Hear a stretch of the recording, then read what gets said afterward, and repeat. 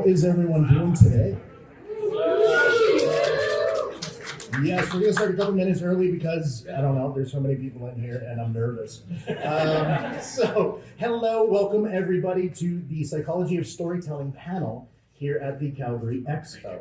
Before we jump in, I want to give a huge shout out and thank you to the Calgary Expo team. They are amazing. All weekend has just been fantastic. So thank you so much for everyone helping out.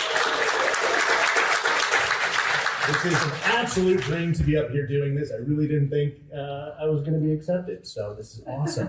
One of the hardest parts of putting this one together was how do you quickly go through psychology of storytelling when it comes to music, film, and books. And I was like, okay, well, we can do a panel question, we can do this, we can do this. I was like, you know what, no. We're just gonna let each person do their own thing in their own way. So it's gonna be a little bit different, a little bit weird, but this is gonna be a ton of fun. Myself, I am Chris Corvan. I'll be hosting the literature section. We have Midnight Gossip over there at the end, who's gonna be handling all the music. And we have Matt Carter here for the film. All right, so afterwards there'll be a little time for Q&A, and then we're gonna go out and party. Because why not? It's like 1 o'clock. It'd be fantastic. All right, so I'm going to read off of this one because it's a long intro. To kick it off, let me introduce Matt Carter, the creative force behind Kean Mythos Films, a company known for capturing Western Canada's most iconic festivals, such as Wicked Wood, Freezer Burn, and Sol Luna, through unforgettable cinematic visuals. The mission of Kean Mythos Films is to craft narratives that transcend the ordinary, ignite imagination, and blur the lines between myth and reality.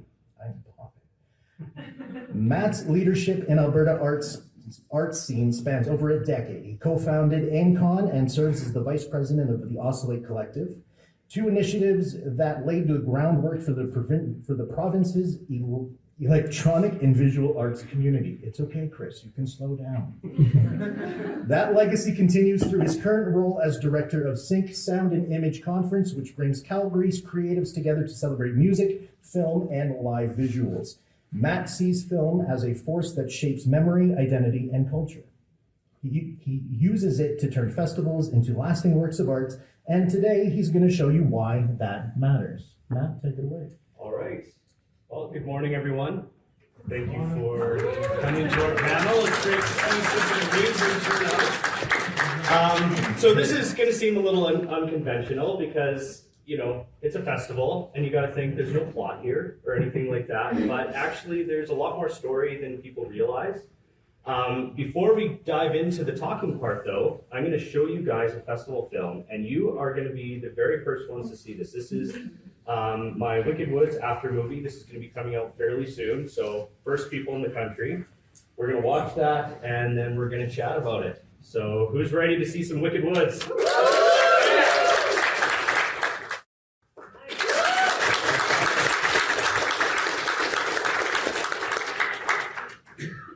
Stop mirroring here. Don't look over my nose. Yep. All right, so the psychology of story in filmmaking as it relates to festival films. So probably, again, as I mentioned before, the first thing you're gonna notice, there's no text, there's no dialogue, and at first glance, no plot. And the way we approach festival filmmaking is very different. It's more from an intuitive, more from an emotion side. The way I like to frame this, though, is when we think about storytelling, and if we go back to, you know, the whole psychology of storytelling with archetypes, the hero's journey. I'm sure most people are familiar with the hero's journey. Is that the reason why the hero's journey resonates with everybody is because that's us. That's always us seeing ourselves reflected in that hero. We are the hero. When it comes to a festival, that's the same kind of thing. So when you attend a festival, I like to think of that as kind of like a hero's journey. It very much is, because you have your ordinary life, you're just living, and then you buy this ticket and you go to a place where the world is entirely transformed. In some ways, almost magically so. And then at the end of it, you go home and you take back the connections that you made and the people that you met, the experiences, the inspirations, back to your ordinary life. So I kind of see it from that perspective. Now, the other thing that films have as well are characters. In a festival, We treat the performers, the stages, the whole area, the people dancing. I treat those all as characters, and I try to actually develop those characters just by showing different aspects of them. Stage is a very important one in this, and for anybody that's been to Wicked Woods, you probably noticed we had all 3 different stages represented in this film, and I kept the clips quite together for that as well. So I would spend time on one stage, move to another stage, show different angles of it, show the performers, show the crowd, so you'd have that kind of continuity. The other thing is that was like a 4-day festival. I condensed that essentially into 1 day. So I gave it a continuity of time. We started in the morning. We started actually with nature, and it's similar. Like when I go to festivals, I'm weird. I like to wake up early, actually go walk around and film the squirrels and stuff, which is why you see that shot kind of opening up. But that's an important part. The nature, especially outdoor festivals, that's a huge part. That's something we're lucky to have in Canada. So I like to put that front and center and then move throughout this whole story of the festival. We talked about that. So another part of festivals is just the motifs and the subconscious imagery. So again, I like to put things together and group them. We have the lights, we have the dancing, we have flames is a very important one. I'm a big fan of pyro, so I always love the fire spinners and everything like that. But another part of it too is there's this aspect of actualization. And what you see, and you'll probably notice a lot of the shots that I picked in there, especially the people dancing, there's some where they're interacting with the camera, but there's a lot where people are kind of inside themselves. And the moments I love to capture is when people forget about what else is there, and they're not dancing for somebody, they're not trying to show off. They've kind of forgotten almost that they're at a festival, and they've lost themselves completely in the music, completely in the moment. That's an amazing experience, and I think that's something that all of us can identify with as being a great state to be in. Usually we call that flow state, and that also relates to creativity as well. So you'll notice there's shots of people making art, shots of people spinning. That's everybody engaging in their creative practice, being their best selves. And there's another aspect to that identity that's really important as well, is that especially creatives, and I think anybody can identify with this, is when you're a creative, a musician, an artist, we have this thing called imposter syndrome, where we sometimes worry about, we worry about our legitimacy, we worry about how good we are at the art, we compare ourselves with others. The interesting thing about film is when I go capture an artist, somebody creating that art, I create something that can reinforce that visual identity for them. And that's super important because you look at that, you see yourself, and that tells yourself that what you're doing matters and what you're doing is real, and that is who you are. Another important part of this too is that creative expression is a very important thing. I think, with everybody here, the costumes and everything, that is a creative expression. I think that's something that we really want for everybody. And for people to come see a film like this who've never been to a festival, who can see that people are there free to express who they are, that's really inspiring. And I would hope that people will be like, hey, you know what, I want to do that. I want to go dance. I want to dress up like a butterfly. I want to, just go be myself and be accepted for who I am. The other thing I take into account when doing festival filmmaking as well is I really focus on the dream aspect of film. And the reason why we consider films to be kind of like dreams is when you think about the way a dream works, you don't have this linear sense of time. It kind of skips around. One moment you're in your bed, one moment you're somewhere else, then you're somewhere else. Film editing follows that same pattern. There's actually a famous book by Walter Murch called, it's called A Blink of the Eye, or In the Blink of an Eye. And it actually talks about how film editing, they realized at one point, it actually follows the pattern of your blinking. And that your blinking follows patterns of like how your attention shifts and pays attention to different aspects, or the way that your mind like shifts between ideas and stuff like that. And when you're dreaming, it's actually that same pattern. So what I try to do when editing is I try to replicate that kind of feeling of a dream. And you probably noticed with the cuts, especially when the lights were going, I was cutting when it would go dark, when it would flash out again. there's a point where I think technically about this, but there's a point where I really rely on intuition and the feeling. I'm looking for kind of that hypnotic kind of, that dream state, because the other thing about dreams is dreams end up spilling into real life. And one concept I know we've all heard, but maybe we don't think too much about it, is like we all hear stuff like the American dream, and concepts like that. And kind of the interesting thing about that is like dreams are representations of our subconscious desires. And because we have those desires, especially when we share in those like collective dreams, when we express them and when other people see them, that actually gives us a chance to manifest them in real life. And festivals, I think, are actually an example of this. The really cool thing about festivals is this is one of the few things that we have where this is just regular people coming together, pooling resources, and actually enabling the art scene. With the amount that it's growing, with the size of the festivals, like it's pretty insane. Nobody else really is spending money on DJs, flow artists, and enabling them to do what they do. This is something festivals do, and a lot of festivals are grassroots. They're not run by some big corporation. This is some guy that started having parties on his farm or something, and then it just boom, it blows up. But you have to see it, and you have to recognize that you have the permission to do that. And that's also the cool thing with festivals is look how many, if you're in the festival scene, like look how many have just exploded across Alberta, across BC, started with a few sort of things, and then just grew and grew and grew, enabling all of this opportunity. That's what I'm hoping that my festival films will do as well, is inspire more people to take part in that. Because one thing is that the more people engage with the culture, the stronger that culture becomes. And that's kind of, trying to think of the best way to put it. It's kind of, it's making that dream that we all have, where we all dream to actualize ourselves, to reach our creative potential. It's kind of making that reality. So I just want to finish up, and I'm not sure where I'm at for time here. About a minute, okay. So I guess the last thing that I want to kind of emphasize is looking at something like this is I want to give people permission to be that person, to actualize yourself, to reach your creative potential, and to realize it doesn't matter who you are. You have permission to go out and create things and to start movements and to build culture. And anything that exists in the world today, it was just somebody that went out and did it, and that was it. And the interesting thing is, like, you don't have to be a special person or anything like that. It's all about the passion. If you have that passion, people will see that, just like how you see the passion in there. You see those people lost in those moments, and that resonates with you. If you show that passion, that will resonate with other people, and they'll want to come along with what you're doing and make that a reality. And that's all I have. Margot, thank you so much.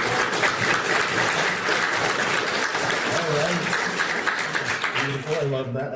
All right, now we're going to go to kind of a little podcast style format, which fits me very nicely because that's what I do. So we are going to be now talking to Nicky Markin and Mickey Valenz of Midnight Gossip, the award-winning cinematic alt-pop duo from Calgary. Blending alternative, indie pop, trip-hop, and electronica, they deliver high-energy performances rooted in cinematic storytelling, infectious beats, and soaring vocals. Their signature pretty but gritty aesthetic merges lush atmospheric productions with emotionally charged songwriting. Praised for their dynamic live shows and heartfelt connections with audiences, Midnight Gossip has performed on national television, graced major Canadian festival stages, earned national radio play, and recently won Best International Music Video at Zeptone International Film and Music Awards. Outside of Midnight Gossip, Nicky is a music business coach with the Indie MBA, helping artists get booked, paid, and known, while Mickey is a multidisciplinary audiovisual artist and founder of AMV Designs. And today they are going to be discussing and breaking down their award-winning song, Tightrope. How are you doing today, folks? Good. And so nice to see all these people here with us and not talking to empty chairs. Definitely Actually have an audience. Nicky, let's actually start off with you. Can you talk about the narrative behind the lyrics of Tightrope? Is there a character or a you behind the tension of the song? Yeah, And I guess, well, I'll kind of just start we'll do a little bit reverse of what Matt did, and we'll talk a little bit context about the song, and then we'll play the song for you guys at the end, and you guys can kind of create your own story around that as well, because, you know, the story of the song is kind of mine, but it's built in a way that represents kind of the human experience. So the narrative around Tightrope, I originally wrote it, I was actually in a songwriting class, and the prompt from the class was to write a song around a metaphor. And the metaphor that just dropped in instantly for me was, it's like I'm walking on a tightrope. I can't go left, I can't go right. And that was the first lyric that just dropped into my brain, and I was like, this could go anywhere. You know, walking on a tightrope is so symbolic of so many things that we do in our life, right? It's like, for me, it's picking a decision and moving forward with it, and you can't vary on it, right? It's like, and we've all been there where we're like, I'm gonna quit my job, or I'm gonna leave that partner, or like, I don't wanna be friends with this person anymore. You know, we've all really experienced that before, and so like, that metaphor just felt so right to carry forward in a song. And so, as far as like the narrative of the song, like, I think on the surface, it really seems like it's like a breakup song, but what we like to do as artists is take people on a journey. So whether that's a 3.5 minute long song, or whether that's an hour-long set that we're performing, like each song on its own is a journey, and each song together as a set is a journey. And kind of like what Matt was talking about too, just like really taking people on this, you know, dreamy journey through like things that feel a little bit disjointed. And so, but this song too, when I originally wrote it and produced it and handed it off to Nicky to do his work on it as well, like he really took the song in a very different direction than how I originally wrote it, which actually turned the song from being this kind of song about maybe like a breakup or leaving a situation to really turning it into this empowering moment. There's like, at the bridge, it turns into this, a different part of the story, and you really end the song leaving really empowered, and yeah, just being able to know that you made the right decision and went forward with the right decision, and yeah, that's kind of the narrative really around the song. So when it comes to how personal something has to be to feel true, can you write something honest that is not autobiographical? Autobiographical. Thank you. Thank you. We're just going to go with it. That was a weird word to say, I know. So for me, I think it's interesting. I do have to write personally from an autobiographical experience, in a sense. I've had to have the experience myself. I've never been much of a songwriter to be like writing about an external person in a story. But again, I like, as a story writer, as a storyteller, I like to write from my human experience that is universal, right? Love, loss, you know, fear, anger, like all of those kind of things you can tie into whatever story. So for me, there is an aspect of autobiographical, because for me, I have to have that emotion. And I personally don't feel it's authentic to speak to someone else's story when I haven't experienced it myself, if that makes sense. Completely, actually. All right, so do you remember kind of the moments at the keys or the mix or somewhere else when you kind of realized that this song was actually going to break someone open when they're listening to it and really pull those emotions from them? You know, I think it's really interesting. We were trying to figure out what next single we were going to release, so we ended up releasing this one November 8th of last year. And I actually wrote this song, I think in September of 20, like the year before. So it almost took us a year to actually like write and release this song. But the funny thing is, so I remember writing the song and it came out really quickly. And for me, when I write a song and it comes and it drops in really fast, it's almost like unconscious, right? It's like your hands, it's almost, you know, the free writing exercises you do, right? And I can write a song and it comes out very quickly. And, you know, I threw it into Logic where I produced, and I just kind of mapped out this demo for it. And I sent it to Nicky and I was like, hey, I'm pretty sure this is our next single. And we had so many other songs that we were gonna maybe release, and it was just like this brand new song dropped in, and we're like, this is the next single. Send it to him, and he's like, yeah, no, that totally is. And for me as an artist, I think it's trusting that gut instinct and that feeling that something is meant to come out. And again, what's interesting about this song is it literally took us almost a year to actually produce and finish writing it and actually getting it out, because there was a lot of emotion that I was actually dealing with. Speaking of autobiographical, like a lot of emotion I was actually dealing with going through that and like moving into this new version of myself. Again, stepping into the artistry of what I'm doing. This is literally what I've dreamed of since I was a kid. So like sitting in this room full of you people listening to me is like literally making my dreams come true. So thank you. I'm getting to talk about my music, right? Like, and I'm nobody. I'm someone with a dream, right? So like anyway, that's a sidebar. But just thank you all for being here. All right, this one is for both of you. There is almost an aching build in the song before it lets go. How intentional was that? Was there something you wanted people to feel in their bodies as it shifted? Talk us through that one. 100%. Everything is intentional, especially on the production side of things and composition.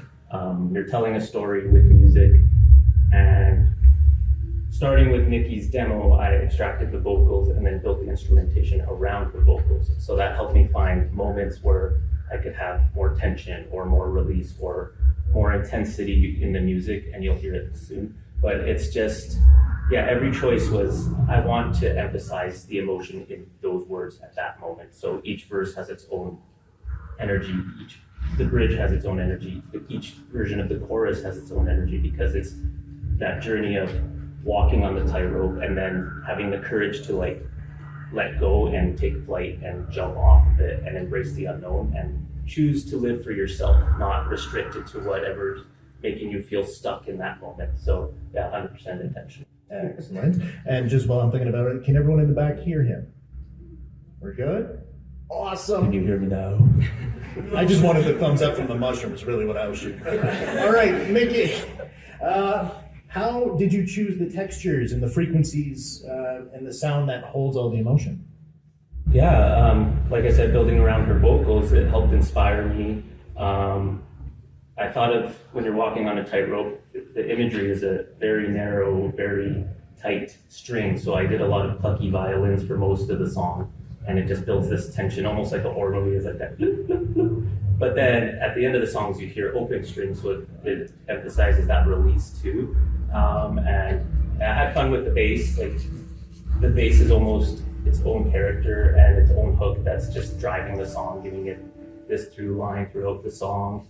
And I did a lot. Our brand is pretty but gritty. Like our music is pretty but gritty. So we had a lot of like pretty violins and glockenspiels, but then had some gritty like trip hop drums and gritty distorted bass. So just having fun with the duality of life and how you can experience both at the same time.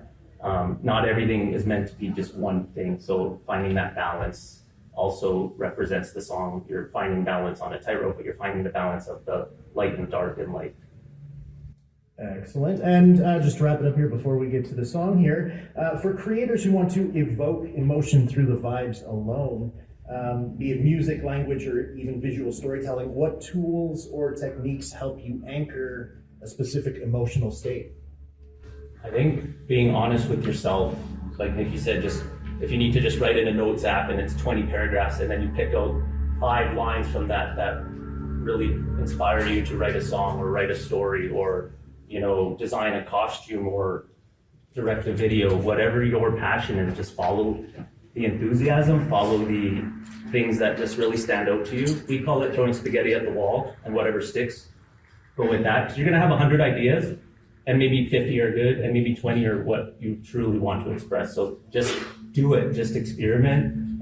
If you are trying to get into a certain emotional state though, like you want to make a horror movie, then maybe watch a lot of horror movies. So your brain is absorbing that, but you're also dissecting it, what you like about it, what you don't like about it, and then picking what resonates with you as a creator and following that. Perfect. Beautifully done. All right. Let us now listen. Hopefully this works. Yeah. Absolutely love that song so much. You can find it now on Spotify. There we go. Wait for it. Follow us on Instagram. Yes. All right. So I don't have any fancy visuals or anything like that because I'm talking about books.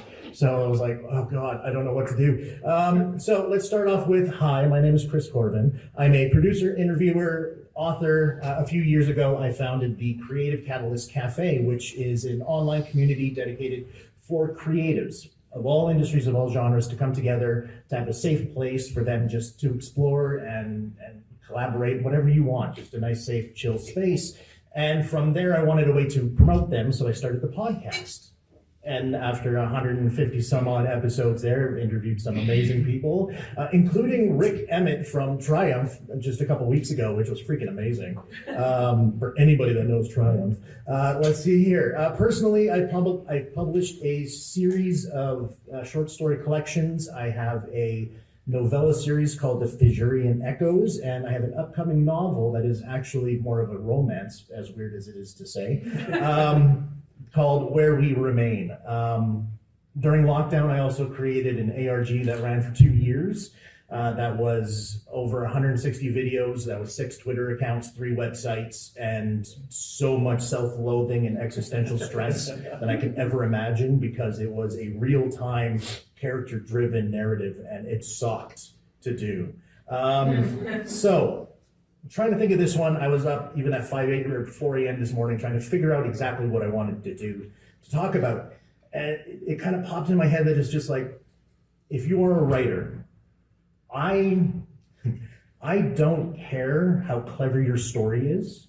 I don't care how amazing the twist is. If I don't feel something with the characters involved, then I just don't care. And, you know, after reading so many novels and having so many people sending me stuff, it's like there's some amazing stuff, but it's always either missing plot or character. And I think for the purpose of this one, I want something that's gut-wrenching. I want something that's breath-stealing, tears down my face, shatter me with your characters, and I will love your story regardless of how stupid the plot is. Just, you can get away with the most ridiculous plot ideas if you have such a strong character base. And that is why it's so important to have emotions and psychology in there. Because at its core, storytelling isn't logical, it's biological. There's actually, your brain isn't passively observing when you read. It's reaching, it's searching for something familiar to connect with in the book and what has actually happened in your own life. When a character fails, your brain just doesn't just read it, it experiences it based on when you have failed. When it remembers what it feels like to hesitate, it simulates what it feels like to lose something. When you get lost in a story, something called narrative transportation happens. Your critical brain steps aside, your emotional brain takes the wheel. You don't watch the story, you become a part of it. And when that happens, it's called mirror neurons, I believe is what the term is. They fire, so at the same time, they light up. If something painful is happening, you remember, and you're just like, I know how that feels, and you get so engrossed into it. I'm trying to speed this up because we're running out of time. When a character lets go of a hand forever, you remember that loss, and it sucks so much. That is why world building is not enough. A beautiful world without emotion is just, it's like a garden growing in poisoned soil. It may look great, it may smell delicious, but nothing in there is gonna feed you at all. And you're gonna go hungry. So when I build a story, I don't start with the plot. I start with the characters. I start with what truth are they trying to get away from? What about them is gonna break open through the entire story? For example, in Infinite Steps, which is one of my horror supernatural dramas, it's about the brutal, necessary confrontation with the lies that guilt tells you. Yes, it's also about a fire in a high-rise building and a firefighter trying to save it, but at its core, it's about a guy trying to get over guilt. Fractures of Ash is a dark psychological fantasy about a guy who comes back from the dead, but it's really about memory being a sanctuary and a prison, and the cost of holding on to something that's already shattered. Where We Remain is a literary romance. It's about choosing to stay when every instinct in you tells you to run. These are the important things that sell a story. No matter the genre, the emotional core is what makes readers care. In my opinion, in every unforgettable story, the emotional arc carries the plot. When characters believe, fear, fight, whatever, it doesn't matter. One of my favorite series, The Dark Tower by Stephen King. Absolutely love this series all the time. It's not just about reaching the tower. It's about Roland confronting the endless, brutal cost of obsession and what that really takes of him. In Dean Koontz' Intensity, for anyone that read that one way back in the day, it's not just about survival. It's about China finding the strength to stop surviving silently and fight for herself. In The Lord of the Rings, it's not just about destroying the ring. It's about Sam refusing to let hope die even when all light goes, because he is the main character of that story. I don't care what anybody says. Thank you.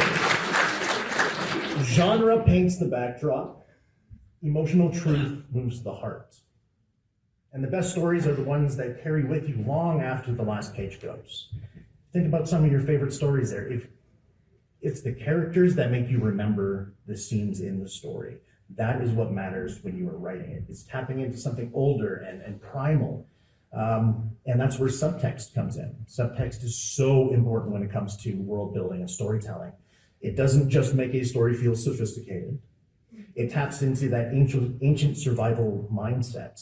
We are wired to notice when things are wrong before we know why they're wrong. A breath held too long, that creepy monkey thing that we saw on the parade. That thing was creepy. And it just, anyways. That was just me before coffee. This is true. It's the writer's job to use that wiring to hijack the emotional brain of a reader to prepare for what comes next. Examples, science fiction, a crewmate jokes about how beautiful the stars are and the others are all laughing, but he's just sitting there staring out. Not laughing, just kind of hoping for something to come and save him. Things like that. We're getting long on time here. I'm rambling. So, where did I leave off? You are not just telling the reader what to feel. You are controlling how they breathe. And this goes for everything, as Matt had said before, even with Midnight Gossip there. Emotion lives in the body first, and the body responds to rhythm. If you stretch a sentence too long, their breath will slow down with it. Snap a line short and their breath quickly speeds up. Spiral a paragraph wild and their heartbeats stumble, reaching to keep up. I'm a firm believer that perfect grammar sucks. I absolutely hate it. Like, editors hate my books. I think a lot of people do too, because I put commas and spaces in weird places because I'm trying to control that rhythm and the flow of when you're reading it. A broken line, a jolt, a gasp where you don't expect it. Those types of things are what readers remember. And they might not even remember the line or who wrote it, but that's what it is. One of the things that I have always lived by when I'm creating anything is from Robert Nicky, I believe. And he said, why is this the most important moment in this character's life? That is what you should be writing about. Not just the mundane crap that happens in between scenes, but why is this specific scene the most important moment in this character's life right now? That is where you are building your emotion, your subtext, your scene delivery. This is how you sell a character and make them live in people well beyond what they're doing. The right rhythm can reach past logic, straight into the nervous system. It doesn't ask for permission, it pulls it. And at the end of the day, storytelling isn't about communication. It's about transformation. You don't just tell the reader what happens. You change what they believe is possible inside themselves. So many stories reflect what a person is going through and feeling, and they can see it from a different point of view, and will actually help them get over some things. I know I am absolutely horrible at taking my own advice. I'm great at giving advice, but taking it, I can't. But I read it in a book, and it's like, oh, that makes a lot more sense. Crap. That type of thing. The most unforgettable stories, they don't sit politely in your memory. They hum in the ribs, they echo in the breath, they feel like something you've read. They feel less like something you've read and more like something you survived. So in my opinion, if you want to write stories that last, stories that keep living in everyone's mind, don't write to explain, don't write to impress. Write so the reader has no choice but to carry your characters with them for the rest of their lives. Because you want that. That is how you remain eternal in everyone's mind, is by having characters that are just always around. I mean, crap, Dean Koontz Intensity, that was like 1995. That was a long time ago, man. All right, so that is the end of my part right here. We are going to open it up to any Q&A if anyone has it.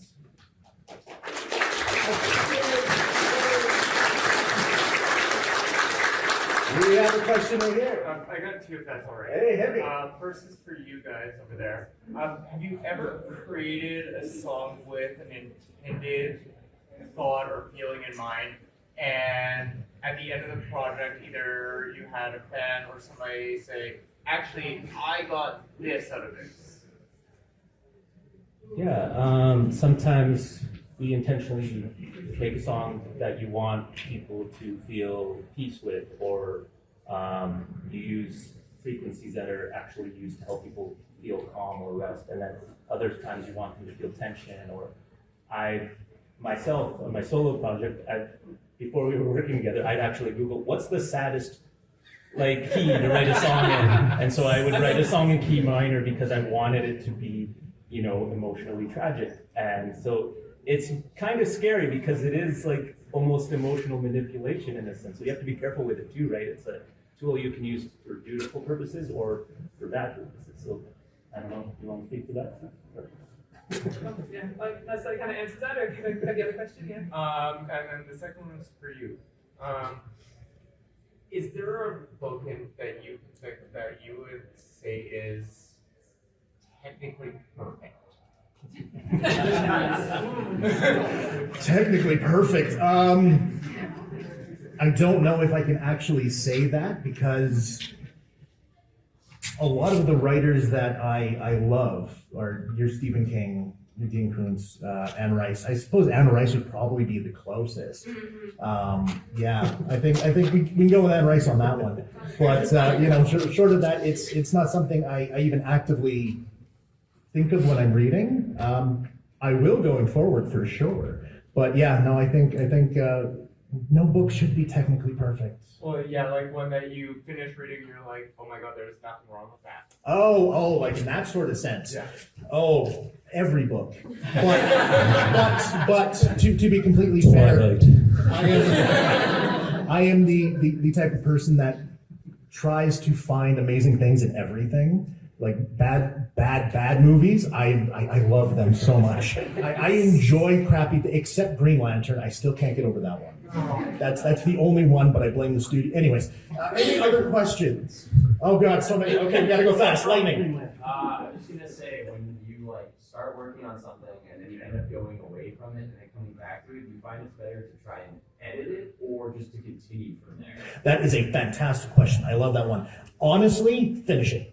Don't even just see where you left off and see where you go from there. If you have an outline or you don't, it doesn't matter. Just go finish it and then go back and figure everything out from there, because you are going to redo everything 100 times. So yeah, just jump right back there. We'll get to you in a second. I saw another one over here. I have questions. The first one is as a writer, I think you get inspiration for many sources, right? How do you find them? What do you get exposed to? So you can because doing this as a hobby, you can just gut wrench it, right? Just you feel it, you write it, it's fun, but you're trying to earn a living with it, right? So once you do it, how do you expose yourself to that inspiration? How do you make it consistent? That is difficult. I mean, like when it comes to inspiration, everything, absolutely everything, like music and talking with people, actually getting out there. I've had more inspiration in the past year and a half just by getting out and meeting people and talking with them directly than I did years before just sitting by myself trying to figure, no, I'm a creative, I could do this myself. No, get out there, meet people. It's how you develop characters. It's how you do just absolutely everything like that. Okay, all right, we got 2 minutes left. Oh God, mushroom in the back. When I write very conversational. I sometimes have off on the screen, connecting one sentence to the next. If you know what I mean? It feels like there's an uneven gap between where I am not and where I'm starting. I don't know how to bridge that. Bridging, that one is actually a fantastic way to work on scene structure and subtext, because it's how much can you actually say without using the dialogue or anything like that. What can you pull away and then develop what the world around it is saying for the characters instead of just having the characters do that. It's a struggle. It takes time. Like that was one of my biggest things for the longest time, was that one right there. Oh God, we only got a minute and a half left here. There was one back here first. So I was actually kind of off what you were saying, and it kind of made me think about like, like how you get from like that out of like that perfectionist mindset while you're writing, because I know for me personally, it's been like you'll write something, but you're like editing along the way, or you're just thinking like, oh, but I have like at least 3 different like timelines that are both equally kind of dope.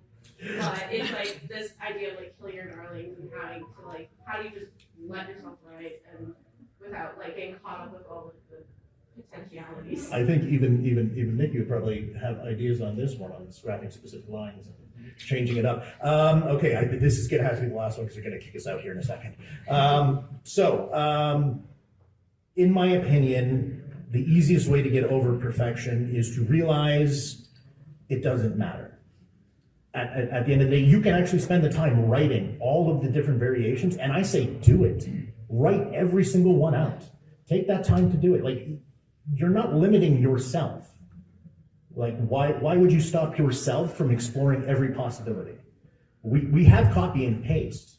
We have multiple papers that we can use. Write it all. Start one, see where it goes, hit that wall, and you're like, oh, this is probably why I shouldn't do this one. Well, let's just jump right back. Keep that draft, because again, save everything. You never know when you can reuse a scene for something.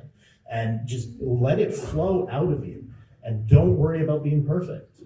Because I can tell you, like, especially with the upcoming novel there, I'm on draft like 17, and it has changed 16 times, and exactly where the story is going and what it was from the start. Like, just that. I think we're about done. Awesome, thank you.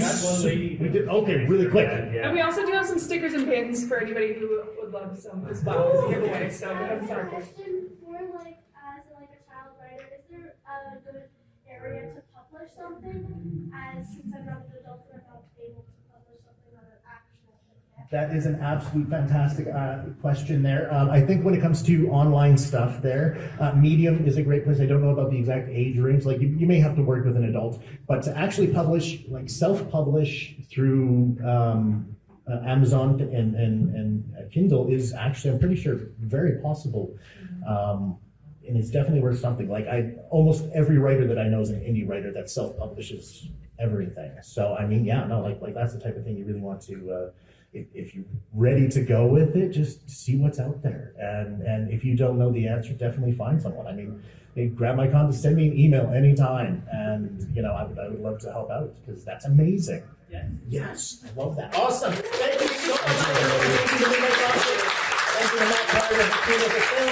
Find us online. We are everywhere. And find us on the con. It'll be so much fun. We can chat afterwards if you want.